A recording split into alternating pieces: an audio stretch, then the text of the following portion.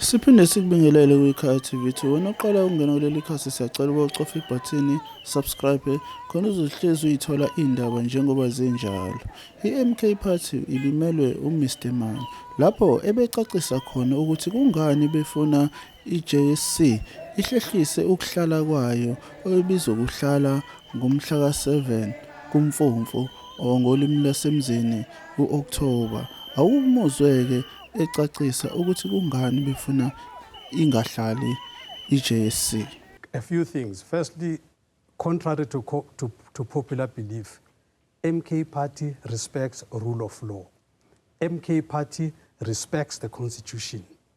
MK Party is saying, in the first instance, the whole issue, the whole shebang about Dr. Hlophe, him not being allowed to serve in the JSC, that whole discussion is in itself constitutional in the first instance.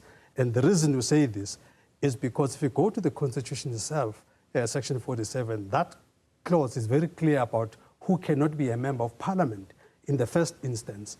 And in that clause was very clear that it's not expecting all angels to be members of Parliament. It had its own cutoff of its tolerance. And where the tolerance starts and stops with the Constitution is if you had been incarcerated for 12 months and so on, so you can't be a member of Parliament up until 5 years post that period. Now, Judge Hlophe has never been incarcerated even for 1 day. But he's impeached. The Constitution says nothing about that. This is the issue, because the issue of impeachment would have arisen at the time of drafting the Constitution. Those that drafted the Constitution, you cannot tell me that they didn't know about the thing called impeachment when they put the issue of the JSC in the first instance in the Constitution. So this would have been known. So it's not like this was not known. It was known, and a call was made that it's not an issue, as it were, because if it was an issue, it would have been there. So that's the first thing. That's the issue here at hand right now is a very simple issue. The JSC has got a panel which has to tick all the boxes in terms of its constitution.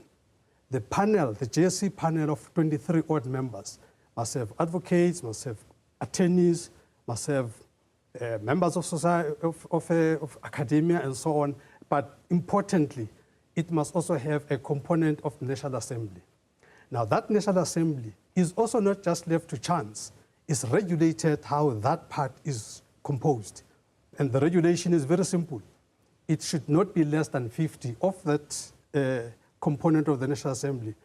Constitution says no less than 50% of the members of that must come from the opposition parties.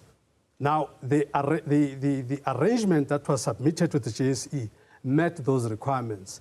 With the removal of Dr. Hlophe in that scheme of things, that equation is messed up.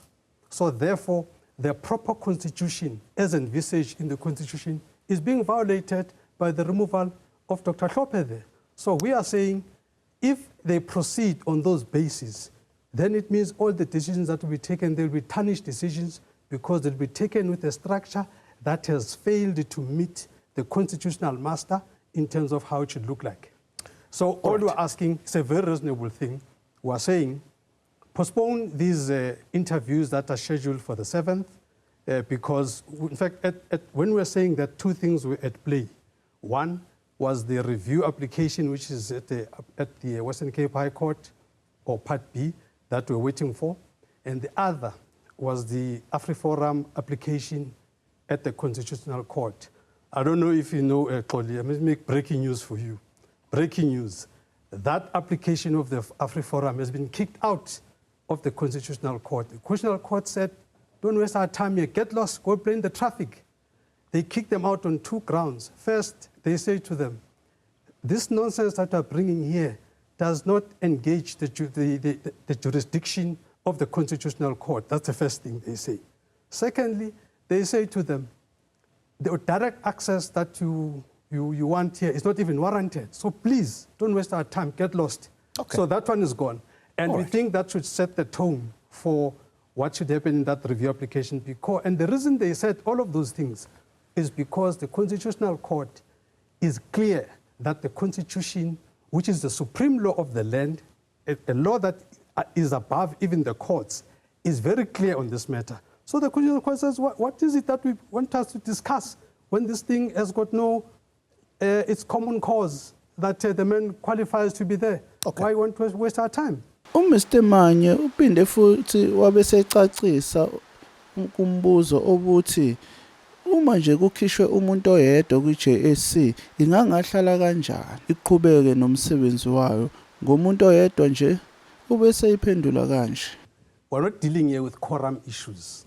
From a quorum point of view, there's no issues in terms of, 1 out of 23 or out of 20 is a non-issue. That's not the issue. Yeah. The issue is the constitutionality of the constitution of this 23. This has got to be duly constituted. And its duly constitution is being constituted, is regulated. It's prescribed how it should be. It's not by chance. It's not like they say any 23 members. No, it's it's 23 members made up of these components.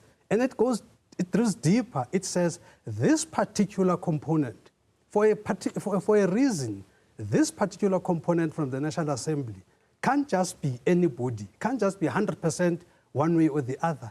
It's got to be 50% ruling party, 50% opposition party. Yes. This is to ensure that once a judge is recommended and all of that, there has been transparency, there has been accountability, and there is no one that's going to say there was favoritism or anything. Now, if you have a situation like you have now, where the ruling party has got like 60% of the representation against the Constitution, we are just plunging into illegality. Okay. Why do you want to do this? Uphinde futhi wacacisa ukuthi uma isicelo sabo singaphumeleli sokuthi kuhlehliswe ukuhlala kwe-JSC, iziphi inyathelo abazosithatha njenge-MK party? Awuzwe ukuthi iziphi? Two things. One, we'll use two legal processes.